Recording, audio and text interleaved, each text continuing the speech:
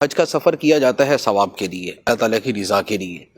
تو جب ثواب کے لیے اور رضا الہی کے لیے ہے تو جتنی زیادہ نیتیں ہوں گی اتنا زیادہ ثواب بھی ملے گا۔ اور دوسرے نمبر پر یہ ہے کہ غلط نیت سے بچنا بھی اتنا ہی ضروری ہوتا کہ بعض اوقات جو ہے وہ اس میں غلط نیتیں بھی شامل ہو جاتی ہیں۔ تو ایک تو اس اعتبار سے نیت جو ہے وہ اچھی ہونی چاہیے اور زیادہ ہونی چاہیے، اور پھر زیادہ کی آگے حد نہیں ہے کوئی بھی۔ ہر بندہ اپنی ذات کے اعتبار سے بہت سی نیتیں شامل کر لیتا ہے، اور جو نیت ہوتی ہے وہی مل بھی جاتا ہے اس سے۔ حدیث مبارک میں فرمایا وَلِكُلِّ امْرِئٍ مَّا نَوَىٰ، اور ہر شخص کے لیے وہی ہے جس کی اس نے نیت کی۔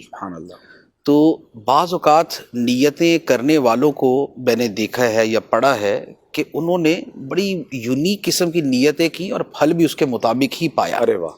جیسے جانے والے یہ بھی نیت کر رہے ہوتے ہیں کہ نبی پاک علیہ الصلوۃ والسلام کی بارگاہ میں جا رہے ہیں تو یا رسول اللہ ہم آپ کے مہمان بن کے آ رہے ہیں، تو مہمان سے میزبان کو ملاقات کی ترکیب ہونی چاہیے۔ تو اب اس نیت کے ساتھ بھی جانے والے عاشق ہوتے ہیں، اور جو اس نیت سے جاتے ہیں ان پہ کرم نوازیاں بھی ہو جاتی ہیں، اور ایسے ہی اور بہت سی چیزیں ہوتی ہیں۔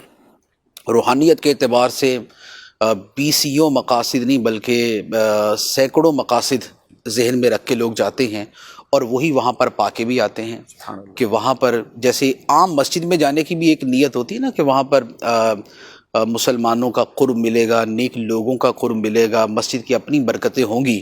اب اگر اس انداز میں آپ دیکھیں تو مسجد حرام شریف اور مسجد نبوی شریف، یہاں کی جو نیتیں ہیں اگر ایک عام مسجد میں 40 نیتیں کی جا سکتی ہے نا، تو ان جگہوں پہ شاید 450 نیتیں کی جا سکتی ہیں۔ اتنی وہاں پر ایک ورائٹی ہے، اتنی کثرت ہے وہاں پر۔